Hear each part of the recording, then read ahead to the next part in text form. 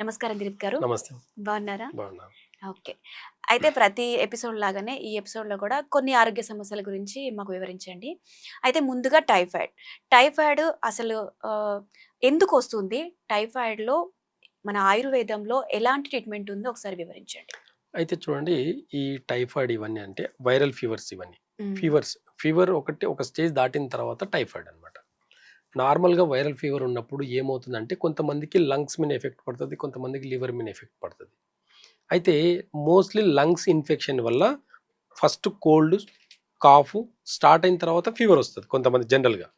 కొంతమందికి డైరెక్ట్‌గా temperature start అవుతది. కోల్డ్, కాఫ్ ఏముండదు. హ్మ్. ఫీవర్ మాత్రమే ఉంటుంది. హ్మ్. అంటే కంప్లీట్‌గా లివర్ మీద మాత్రమే ఎఫెక్ట్ పడ్డట్టు అది. హ్మ్. హ్మ్. కాబట్టి నార్మల్‌గా ఏదైనా ఒకటి ఇన్ఫెక్టెడ్ అయిందంటే లోపల తన ఆర్గాన్స్‌ని ఇన్‌బాలన్స్ అయిందంటే ఆటోమేటిక్‌గా లివర్ ఇన్‌బాలన్స్ అయింది. ఇప్పుడు లివర్‌లో ఎక్సెస్ హీట్ వచ్చిందనుకోండి, అది నిజం చెప్పాలంటే ఒకలాంటి టెంపరేచర్ అనేది ఆటోమేటిక్‌గా రైజ్ అవుతుంది. అది నార్మల్‌గా ఉండే టెంపరేచర్ కన్నా ఒక 101, 100 దాటిందంటే 100 నుంచి 105 మధ్యలో ఉంది అంటే అది ఫీవర్ అని చూస్తున్నాం. అయితే ఎప్పుడైతే ఇది అన్‌కంట్రోలబుల్ అంటే కంట్రోల్ తన బాడీ తన లివర్ కెపాసిటీ దాటిపోయింది అంటే అది ఒక స్టేజ్ నార్మల్ ఫీవర్ కన్నా మించి ఒక టైఫాయిడ్‌కి వెళ్ళిపోతుందనమాట. హుహు. కాబట్టి ఇక్కడ టైఫాయిడ్‌కి భయపడాల్సిన పని లేదు. నార్మల్ వైరల్ ఫీవర్‌కి భయపడాల్సిన పని లేదు. ఎలాంటి డెంగ్యూకి కూడా భయపడాల్సిన అవసరం లేదు. జస్ట్ చాలా సింపుల్ రెమెడీ చెప్పాలంటే నేచర్‌లో ఇప్పుడు చాలా ఒక చిన్న టెక్నిక్ చెప్తాను. ఎలా తగ్గించుకోవాలి దాని గురించి. ఇంట్ల మన ఇంటి చుట్టుపక్కల ఎక్కడైనా సరే డాగ్స్, ఇంట్లో డాగ్స్ అయినా సరే, బయట డాగ్స్ అయినా సరే, పశువులు ఏమైనా ఆవులు ఇవన్నీ కూడా చూడండి. లోపల ఎలాంటి ప్రాబ్లమ్స్ వచ్చినా ఫస్ట్ తను చేసే పనేంది తెలుసా? తినడం ఆపేస్తది. హ్మ్. తినడం ఆపేస్తది అంతే. ట్రీట్మెంట్ ఇక్కడ అదే ఇంకా తనకు. లోపల తనకు ఫీవర్ రానివ్వండి, ఇంకా స్టమక్ ఇన్ఫెక్షన్ రానివ్వండి, వాటెవర్ ఏదొచ్చినా ఫస్ట్ తను చేసే పని యానిమల్స్ అన్నీ చేసేది ఏంది అనంటే ఫుడ్ అనేది నువ్వు ఎంత మంచి తనకు కావాల్సిన ఎంత మంచి ఫుడ్ తనకు ముంగట పెట్టినా అవి ముట్టను కూడా ముట్టవు. స్మెల్ చేసేసి వదిలేస్తాయి. హ్మ్. తినవు. అది మానవుడు చేయాలంటే భయపడతాడు. ఇదే మానవుల పిల్లలు చేయాలంటే ఇంకా తల్లిదండ్రులు భయపడతారు పిల్లలు చేయాలంటే. యాక్చువల్‌గా పాత పద్ధతుల్లో కూడా ఫీవర్ రాగానే ఏం పెట్టకపోవడం 2, 3 రోజులు పస్తుండడం చేసేవాళ్ళు. Fasting best remedy. హ్మ్. అందుకే నేను చెప్పబోయేది ఏంటంటే ఈ ఎనిమల్స్ చేసే పద్ధతి వాటిని అబ్జర్వ్ చేయండి మీరు. వాటికి ఫీవర్ వచ్చినా గానీ వాటికి కూడా అన్ని డిసీజెస్ వస్తాయి. అలా ఇంటర్నల్ ఆర్గాన్స్ ఉండే ప్రతి జీవి కూడంగా ఫాస్టింగే చేస్తాయి. కానీ మానవుడు మాత్రం ఏం చేస్తాడో తెలుసా? కరెక్ట్‌గా టైఫాయిడ్ అన్నప్పుడు ఇంకా ఏదైనా ఫీవర్, వైరల్ ఫీవర్ అన్నప్పుడు ఏం చేస్తారు? పాలు, bread.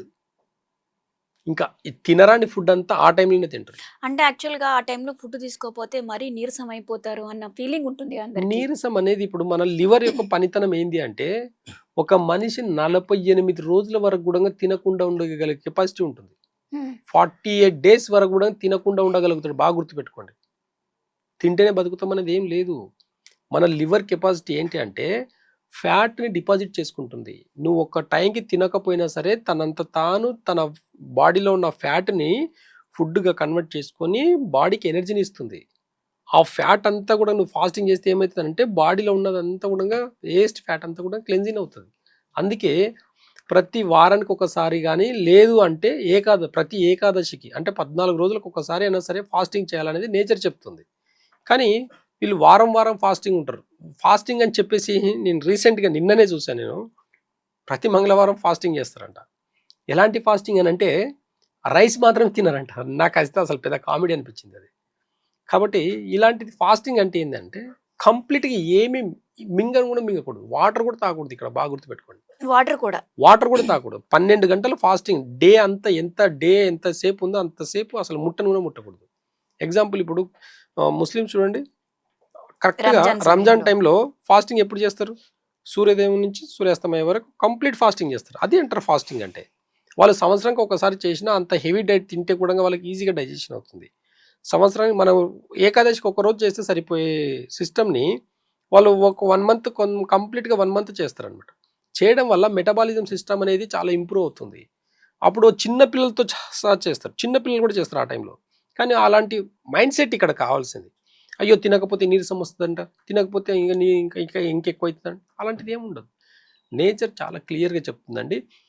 Typhoid ఫీవర్‌లో just 48 hours fasting ఉంటే టెంపరేచర్ ఆటోమేటిక్‌గా డ్రాప్ అయిపోతుంది. హ్మ్. కాబట్టి భయపడాల్సిన పని లేదు. మనం ప్రేమ అనేది నేచర్‌తో ప్రేమ ఎప్పుడు ఎలా ఉంటుందంటే చాలా అద్భుతం అండి, గుర్తుపెట్టుకోండి. ఏమి అవ్వదని నమ్మాలండి మనం. అంతే పని అయ్యో!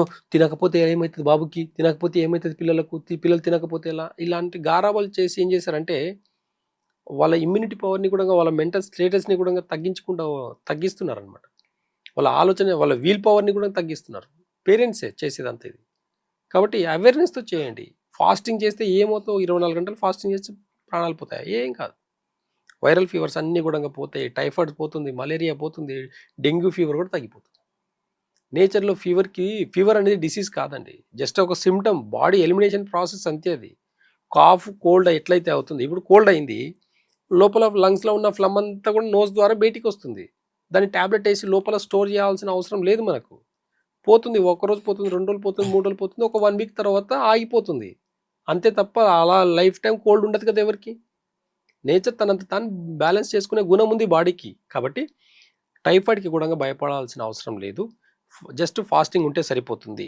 లేదు ఫాస్టింగ్ ఉండలేము అనంటే జస్ట్ ఒక మార్నింగ్ ఒక అల్లం రసం, ఒక చిన్న అల్లం ముక్క తీసుకొని దానిలో కొంచెం పిప్పల చూర్ణం వేసుకొని కలిపి మార్నింగ్ ఒక డోసు, ఆఫ్టర్‌నూన్ ఒక డోసు, ఈవినింగ్ ఒక డోసు, 3 డోసెస్ చేసి ఒక 2, 3 డేస్ వాడితే ఎంత వైరల్ ఫీవర్ అయినా సరే, ఎంత టైఫాయిడ్ ఫీవర్స్ అయినా సరే చాలా ఈజీగా తగ్గించుకోవచ్చు.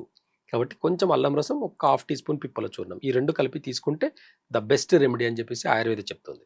ఒకవేళ అది ఫీవర్ అనేది, టైఫాయిడ్ అనేది చాలా రోజుల నుంచి తగ్గట్లేదు. మీరు చెప్తుంది ఓకే.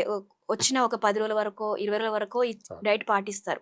ఒకవేళ అప్పుడు కూడా తగ్గలేదనుకోండి, అప్పుడు ఆయుర్వేదంలో ఎలాంటి మెడిసిన్స్ ఉంటాయంటారు? అదే అండి. ఇప్పుడు పిప్పల హ్మ్. చూర్ణము ప్లస్ ఈ అల్లం రసం అన్నమాట. ఈ 2 హ్మ్. కలిపి తీసుకుంటే ఎంత వైరల్ ఫీవర్ హ్మ్. అయినా సరే, ఎంత టైఫాయిడ్ అయినా తగ్గిపోతుంది. సరే ఖచ్చితంగా ఓకే. తగ్గిపోతుంది. అంటే అది ముదిరిన ఫీవర్ అయినా సరే ఎంత తగ్గుతుంది. ముదిరినా సరే తగ్గిపోతుంది. హ్మ్. ఇంకా ఆరోగ్యవర్ధిని అని చెప్పేసి ఒక టాబ్లెట్స్ ఉంటాయి. ఓకే. ఆనంద భైరవి అని చెప్పేసి ఉంటాయి. హ్మ్. ఇలాంటి కొన్ని రెమెడీస్ ఏందంటే హ్మ్. ఎలాంటి విష జ్వరాలైనా సరే హ్మ్. తగ్గిపోతాయి.